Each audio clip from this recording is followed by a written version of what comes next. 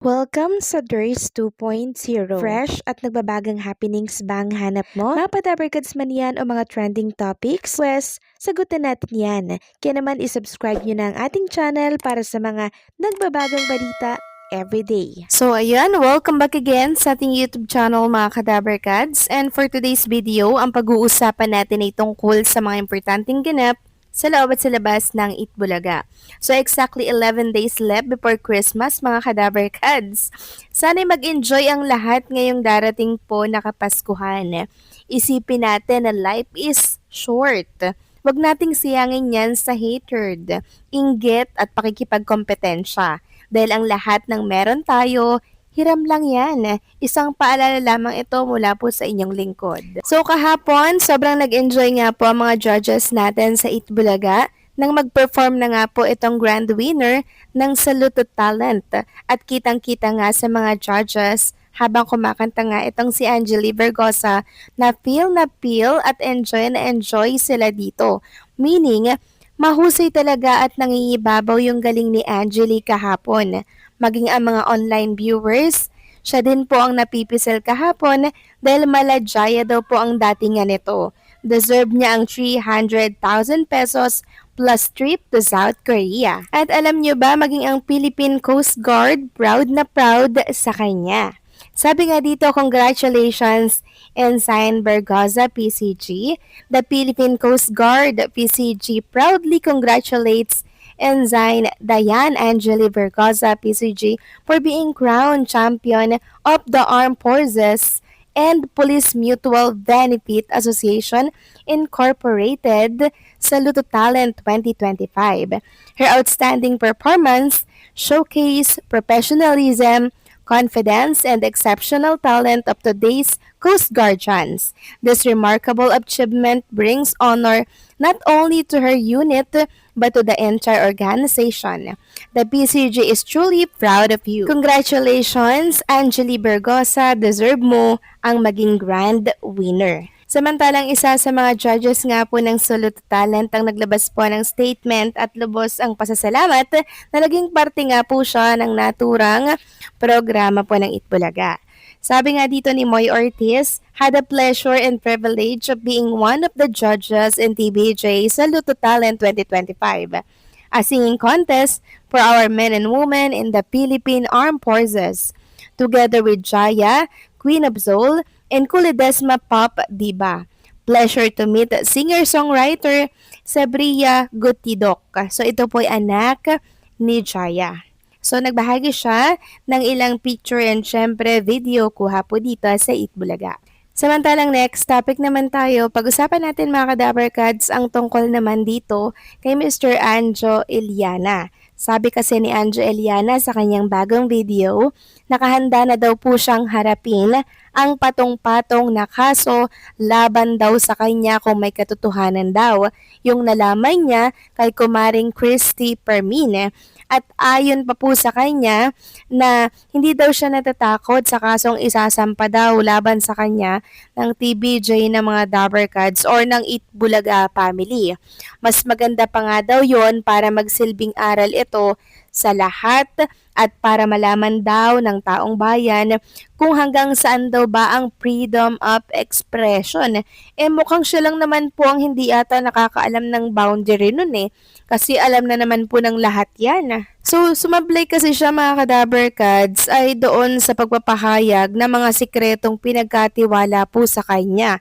Hindi naman pwedeng ilabas lahat yun, lalo na kung ito ay sa'yo lang pinagkatiwala. So, lalabas na paninira yun, 'di ba? Dahil nilabas niya ito sa publiko. Hindi niya ba alam mga Kadabarkads na once na pinagkatiwala sa iyo yung sekreto, sa iyo lang yun at hindi yun po pwedeng ilabas sa publiko? Hindi niya ba alam yun? Ang tingin niya pa rin ba dun ay freedom of expression? Kung freedom of expression ang pag-uusapan, ito ay tumutukoy sa iyong nararamdaman, sa hindi mo pagsang-ayon sa mga pangyayari, sa kapaligiran. Yun yung freedom of expression. Pero yung ilalabas mo yung sekretong pinagkatiwala sa'yo, hindi yun pasok sa freedom of expression. Papasok yun ay sa paninirang puri or cyber libel case. patong-patong mga kadabarkads. So, nakahanda na daw po si Anjo Eliana na harapin yan kung itutuloy daw po ng TVJ at ng Dabarkads. Maluwag daw po niyang tatanggapin ang mga kaso na ipa-file laban sa kanya. Yes, dapat siyang maging handa at dapat niya pong harapin ito. And syempre, dapat maghanda na po siya ng mga po pwede niyang maging depensa. Kasi hindi po biro ang mga kasong isasampa sa kanya mga kadabarkads. Yun ay kung may katotohanan man nga na sasampahan siya ng kaso. Kasi until now nananahimik po ang Itbulaga or ang TBJ. Hindi po sila lumilikha ng ingay. Parang ang hirap hulaan kung ano ba yung pinaplano po nila na hakbang. Pwede rin na palagpasin na lamang nila ito. 'Di ba? Since may pinagsamahan naman sila ni Anjo Eliana, pwede rin po na ituloy nila yung kaso dahil marami pong nasagasaan and syempre marami po ang naapektuhan maging yung mga inosente. Kaya sabi nga ni Anjo Eliana, abangan ang susunod na kabanata. Samantalang next topic naman tayo, pag-usapan natin mga kadabarkads ang tungkol nga dito sa kalaban po ng Itbulaga or ng TVJ at ng mga dabarkads na kung saan ay sinampahan po ng 38 million estafa complaint. Sinong kalaban ang tinutukoy natin dito? Walang iba kundi po ang kalaban ng TVJ na mga halushos na nagpapatakbo po ng Tape Incorporated. Sino ang nagsampa? Walang iba kundi po ang GMA Network. Ngayong taong 2025 lang to mga kadabarkads. Sabi nga dito, the Philippines' leading broadcast company GMA Network Incorporated has filed a nearly 38 million estafa complaint against the Romeo Halusos-led Television and Production Exponent Incorporated or TAPE. Publicly listed GMA Network said it filed with the Quezon City Prosecutor's Office a criminal complaint for estafa with abuse of confidence against officer of TAPE or alleged misappropriation of funds totaling 37.9 million. So, ito po yung name of respondents were Romeo Halusos, former President and CEO, Romeo Halusos Sr., Chairman of the Board, Seth Frederick Bullet Halusos, Treasurer, Maluchua Pagar, former COO and current President and CEO, Micaela Mogtoto, former Senior Vice President for Finance, Sinaida Benavista Finance Consultant. So until 2025, hindi pa rin siguro nila ito nasisettle mga kadabarkads. So kung maganda sana ang pakikitungo po nila sa TBJ at sa mga dabarkads, edi sana maayos pa ang relationship at ang programa nila sa GMA, 'di ba?